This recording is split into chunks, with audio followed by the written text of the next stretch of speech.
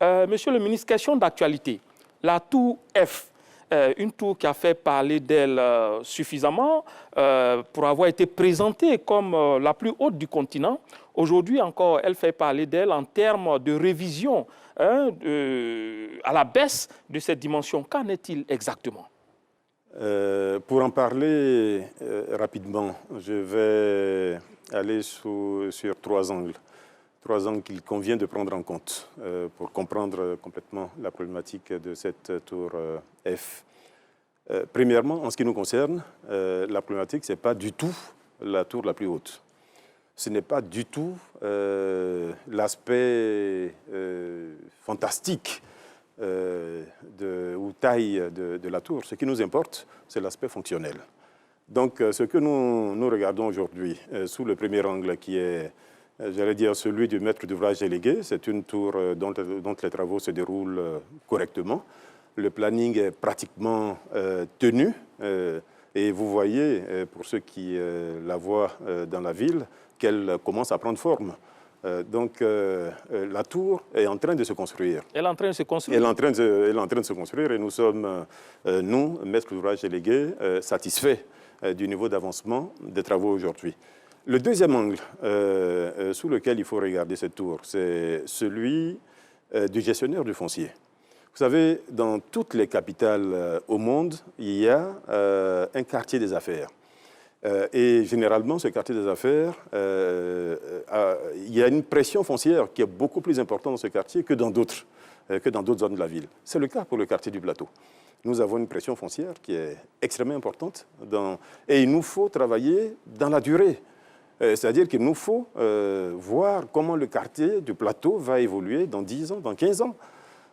Donc, on a commencé la cité administrative avec des tours de 17 étages, les tours A et B. Ensuite, on est passé à des tours d'une vingtaine d'étages, 20-30 étages. Donc, il est tout à fait normal qu'aujourd'hui, nous soyons dans une dimension qui soit au-delà.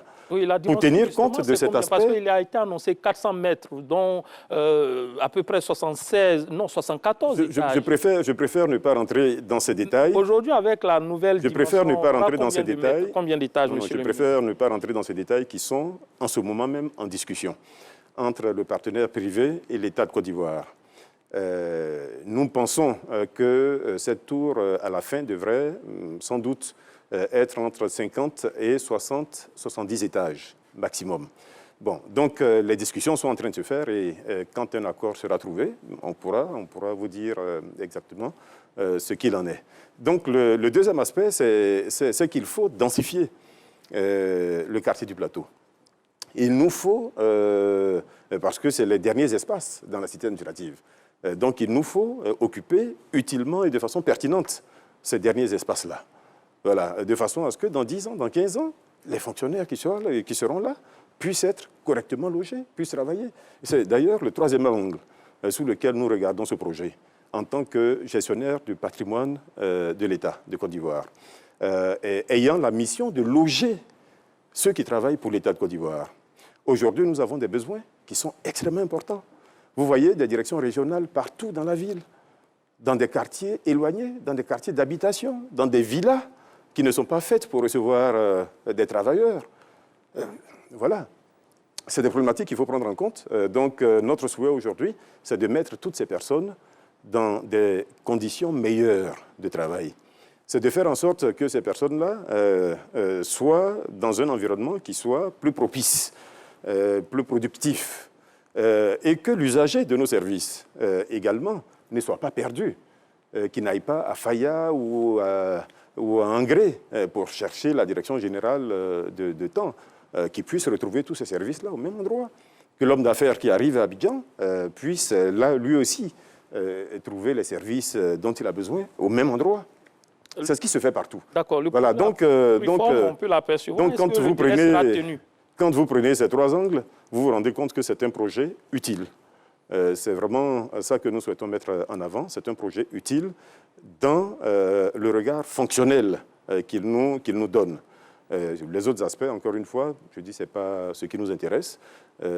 Si c'est la plus haute, bon, pourquoi pas, je ne sais même pas quelles sont les tours ailleurs, mais nous ne sommes pas en compétition avec d'autres pays. Nous recherchons des solutions pour nos besoins en Côte d'Ivoire. Et les délais seront tenus?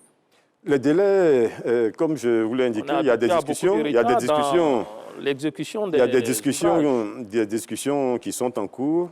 Nous espérons qu'elles vont aboutir assez rapidement pour permettre donc, que le projet se réalise à la vitesse à laquelle il était prévu de se réaliser.